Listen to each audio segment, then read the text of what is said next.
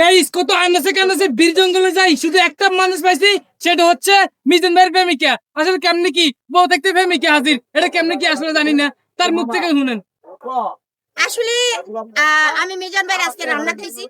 এতদিন পরে হাই রে কপাল মন্দ, চোখ ফুটিলেও অন্ধ, মিজান রে কেউ চিনলো না, মিজান রে কেউ বুঝলো না।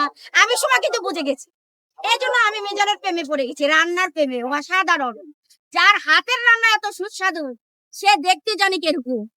আহ, মিজান ভাইয়ের যদি হাতটা ধরে বলতে পারতাম, মিজান ভাই আমি তোমাকে ভালোবাসি, আই লাভ, তাহলে কেমন হতো। নারী কত সুন্দর অভিনয় করে রে, অভিনয়ের জন্য নারী সেরা রে, সেরা। আহা, আপনি তো বুঝবেন আমার মনের দুঃখ, ফাইটটা যায় ওরে বুকটা ফাইটটা যায়।